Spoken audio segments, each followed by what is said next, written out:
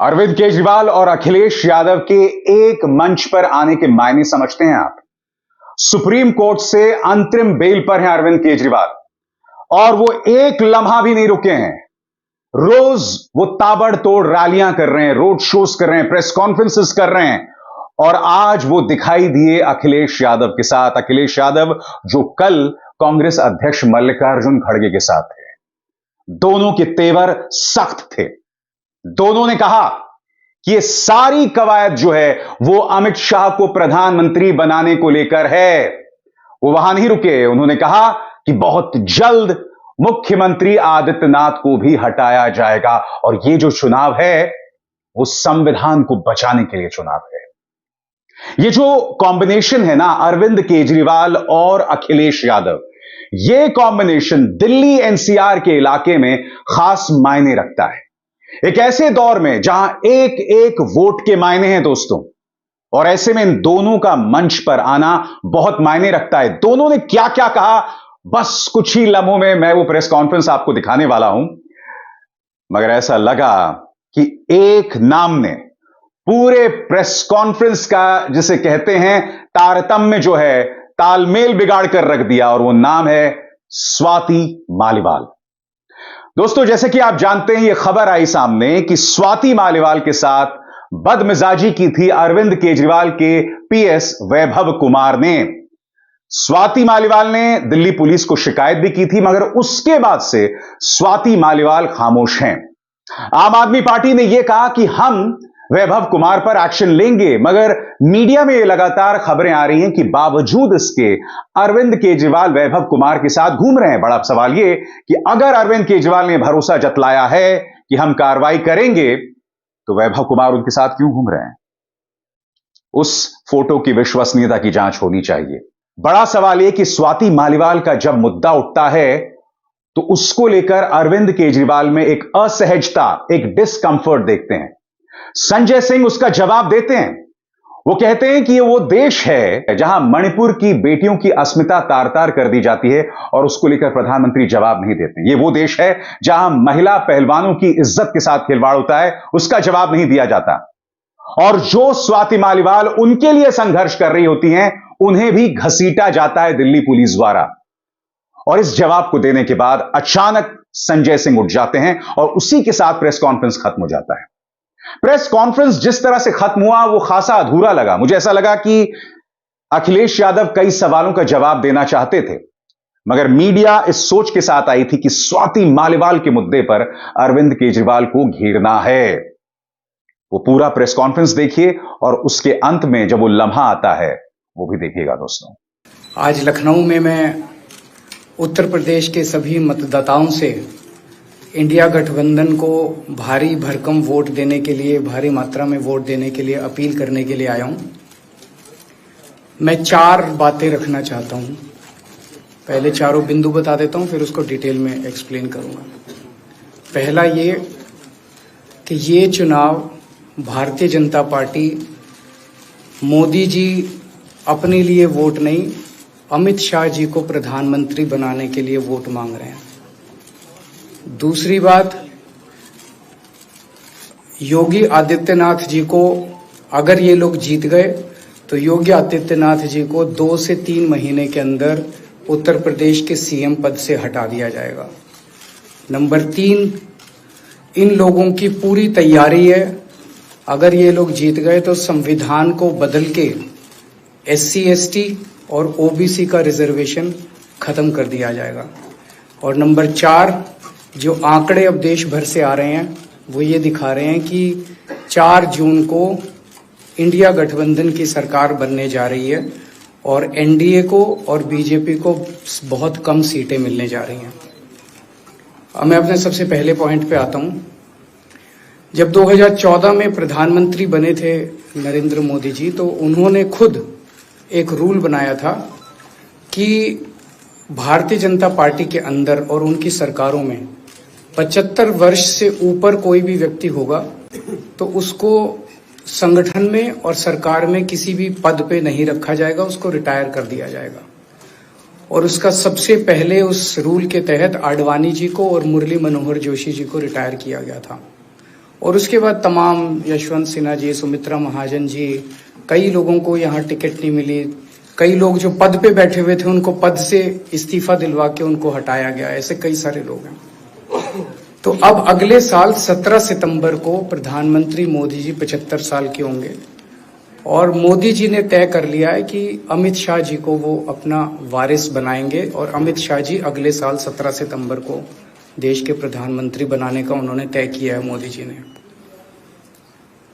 इसके ऊपर मोदी जी पिछले 1-2 साल से लगे भी हुए हैं, क्योंकि भारतीय जनता पार्टी के अंदर अमित शाह जी के सामने जो जो बाधाएं पैदा कर सकता था नेता, एक एक करके उन सब नेताओं को साइड कर दिया गया, उनका पत्ता साफ कर दिया गया। शिवराज सिंह चौहान को हटा दिया गया, वसुंधरा राजे को हटा दिया गया, डॉक्टर रमन सिंह को हटा दिया गया, देवेंद्र फडणवीस को खत्म कर दिया गया, खट्टर साहब को खत्म कर दिया गया, एक एक करके सबको खत्म कर दिया गया। एक ही शख्स बचे हैं जो अमित शाह जी के रास्ते का कांटा बन सकते हैं। हेलो, आवाज आ रही है? आ रही है। एक ही ठीक है, आ रही है। एक ही शख्स हैं जो कि उनके रास्ते का कांटा बन सकते हैं, वो हैं योगी आदित्यनाथ जी। अब योगी आदित्यनाथ जी को इन्होंने हटाने का पूरा मन बना लिया है और अगर इनकी सरकार बनी तो 2 महीने के अंदर योगी जी को भी उत्तर प्रदेश के सीएम से हटा दिया जाएगा। मैंने दिल्ली में 3-4 दिन पहले ये प्रेस कॉन्फ्रेंस की थी और ये दोनों मुद्दे उठाए थे। जैसे मैंने मुद्दे उठाए थे तो अमित शाह जी ने और उनके कई नेताओं ने अपनी भावना प्रकट की कि नहीं, मोदी जी को 75 साल में इस्तीफा नहीं देना चाहिए, मोदी जी को 75 साल पूरा कार्यकाल पूरा करेंगे। उन सब की भावनाओं की मैं कद्र करता हूं, क्योंकि अपने नेता के लिए जब भी ऐसी बात होती है तो सब लोग सामने आके बात करते हैं। लेकिन बड़ी बात यह है कि मोदी जी ने ऐसा नहीं कहा कि मैं 75 साल पे इस्तीफा नहीं दूंगा, मैं रिटायर नहीं होऊंगा। उनका अपना बनाया हुआ रूल है और मुझे पूरी उम्मीद है कि मोदी जी का अपना बनाया हुआ रूल है और मोदी जी अपने रूल को फॉलो करेंगे। नहीं तो लोग कहेंगे कि मोदी जी ने ये रूल आडवाणी जी को हटाने के लिए बनाया था, जब अपनी बारी आई तो नहीं। तो मोदी जी इस रूल का फॉलो करेंगे, ये पूरा यकीन है देश के लोगों को कि उन्होंने खुद रूल बनाया तो खुद फॉलो करेंगे। दूसरी बड़ी बात जो हुई कि जब मैंने कहा कि योगी आदित्यनाथ जी को 2 महीने में हटा दिया जाएगा, इस पे अभी तक भाजपा के किसी नेता की टिप्पणी नहीं आई है। 4 दिन हो गए। इसका मतलब ये तो कंफर्म करता है कि उन्होंने पूरी प्लानिंग कर ली है और उनके पक्ष में कोई बोलने के लिए तैयार नहीं है योगी आदित्यनाथ जी के। तो उनका हटना अब लगभग तय है कि योगी आदित्यनाथ जी को उत्तर प्रदेश के सीएम पद से हटाया जाएगा। दूसरी चीज, मैं उत्तर प्रदेश के सभी मतदाताओं को कहना चाहता हूं कि पिछले 4-5 महीने से इन्होंने शोर मचा रखा है, 400 पार 400 पार 400। क्यों? कहते हैं नहीं, मोदी जी कुछ बड़ा काम करना चाहते हैं। तो लोगों ने खोद खोद के पूछा, भाई क्या बड़ा काम करना चाहते हैं, कुछ बताओ तो सही। तो उन्होंने नहीं बताया। लोगों ने फिर अंदर से पता किया कि बड़ा काम ये करना चाहते हैं कि देश से रिजर्वेशन खत्म करना चाहते हैं। हम जानते हैं कि इनका जो पूरा इकोसिस्टम है, आरएसएस, बीजेपी, शुरू से ये लोग रिजर्वेशन के खिलाफ रहे हैं। इनकी पूरी की पूरी मानसिकता रिजर्वेशन के खिलाफ रही है। तो मैं सभी लोगों को ये आगाह करना चाहता हूं कि ये बड़ा काम इनको 400 पार इसीलिए चाहिए क्योंकि ये रिजर्वेशन खत्म करना चाहते हैं। संविधान को, बाबा साहब अम्बेडकर ने जो संविधान बनाया था, उस संविधान को ये तार तार करना चाहते हैं। पूरे देश भर से अब जो ट्रेंड आ रहे हैं, वो ट्रेंड ये दिखाते हैं कि भारतीय जनता पार्टी को 250 से भी नीचे, मेरे हिसाब से 220 के आसपास, 3-4 दिन पहले भी मैंने कहा था, 220 से कम सीटें इनकी आती हुई नजर आ रही हैं। आप हिसाब लगा लीजिए। मैं हरियाणा होके आ रहा हूं कल परसों।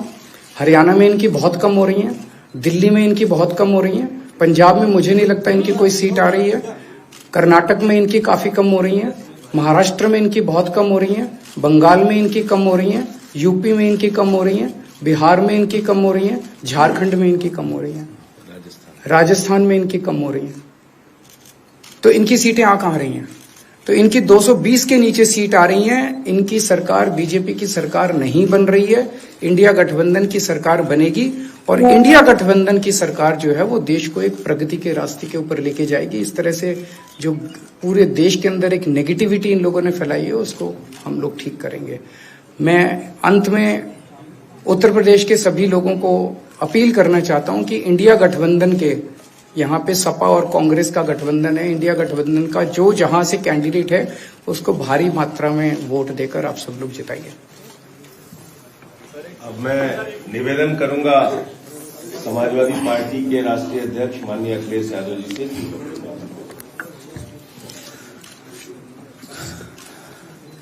आदरणीय अरविंद केजरीवाल जी का मैं धन्यवाद देता हूं। उन्होंने बहुत महत्वपूर्ण बातें आपके सामने रखी हैं।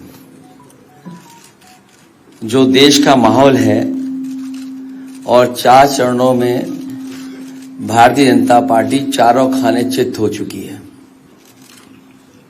और उनके आंसुओं की नदी उफान में है। भारतीय जनता पार्टी जो 400 पार का नारा दे रहे थे, अब समझ में आया है 4 चरणों के बाद, वो बात तो ठीक है कि आरक्षण पे सबसे पहले हमला करेंगे, लेकिन 400 पार नारा इसीलिए दे रहे हैं कि 543 में 400 के बाद वो सीटें देख रहे हैं, तो वो केवल 143 बन रही हैं। तो वो स्वयं स्वीकार कर रहे हैं कि 143 से ज्यादा वो सीटें जीतने वाले नहीं हैं, क्योंकि 400 पार सीटें 143 ही बनती हैं और 140 करोड़ की जनता इस बार इन्हें 140 सीटों के लिए भी तरसा देगी। ये यूपी, दिल्ली और पंजाब ये 99 सीट के खेल में ही उलझ जाएंगे। यहां कुछ इन्हें हासिल होने वाला नहीं है। रोटी कपड़ा और मकान की तो लड़ाई हम लोग लड़ेंगे, लेकिन रोटी कपड़ा और मकान से पहले हमें संविधान बचाना है। संविधान बचेगा तो लोकतंत्र बचेगा और बाबा साहब भीमराव अम्बेडकर जी का दिया हुआ संविधान ये हमें अधिकार, हमें न्याय दिलाता है। भारतीय जनता पार्टी की इस साजिश को आम लोग समझ गए हैं और इस बार सबसे बड़ी हार भारतीय जनता पार्टी की होने वाली है।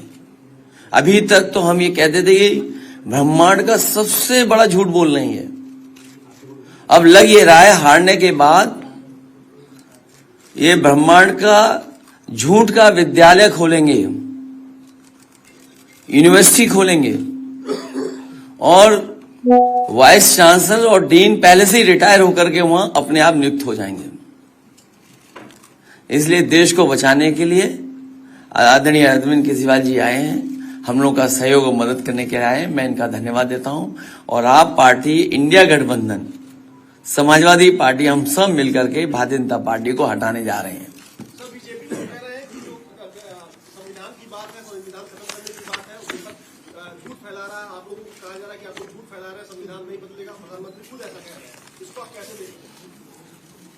उनकी कौन सी बात सच निकलेगी? अभी आपसे ही कहा कि 75 साल वाला जो वो है रूल नियम उसको तो फॉलो किया जाएगा ना, इसी से पता लग जाएगा। और एक मिनट, अगर आप इनका इतिहास उठा के देखें पिछले 75 साल का, जनसंघ का, आरएसएस का, थ्रू आउट ये लोग रिजर्वेशन के खिलाफ रहे हैं। तो अब 400 सीटें लाके ये संविधान बदल के उस रिजर्वेशन को खत्म करना चाहते हैं।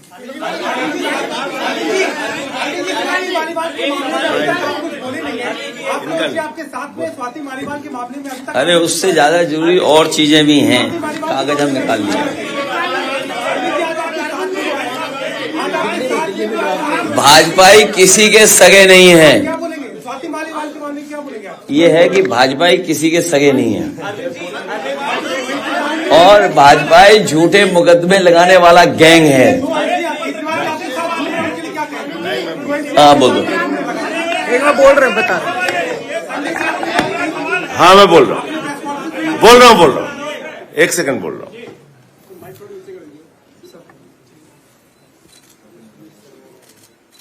सब लोग, पूरा देश हतप्रभ है, दुखी है, आज तक पीड़ित है।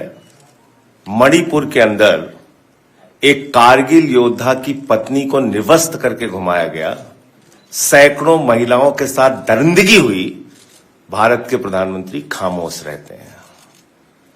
हजारों महिलाओं के साथ प्रज्वल रवन्ना ने बलात्कार किया, दरिंदगी की, मां की उम्र की महिलाओं के साथ।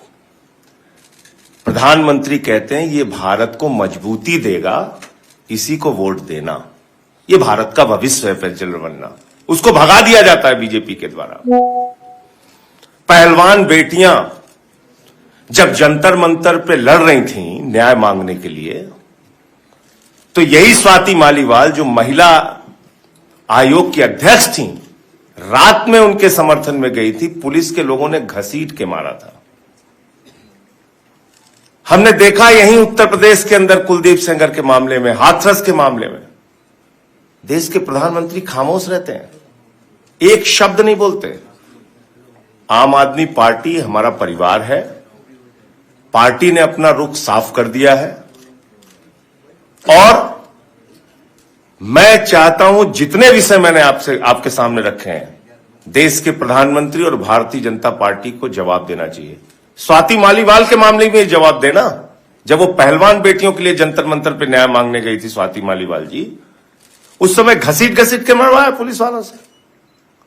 तो इसलिए इस पे राजनीतिक खेल ना खेलें, मैं सिर्फ इतना कहना चाहता हूं। धन्यवाद। तो एक तरफ तो अरविंद केजरीवाल और अखिलेश यादव के साथ आने की अहमियत, वो अपने आप में बहुत राजनीतिक मायने रखता है दोस्तों, वो राजनीतिक मायने अपनी जगह है। मगर स्वाति मालीवाल, ये एक ऐसा सवाल है जो लगातार अरविंद केजरीवाल को परेशान करता रहेगा। यहां पर दिक्कत यह है कि स्वाति मालीवाल खुद खामोश हैं। वो स्वाति मालीवाल जो बेबाकी से अपनी बात रखती रही हैं। मैं स्वाति को 2014 से पहले से जानता हूं, अन्ना आंदोलन के वक्त से जानता हूं।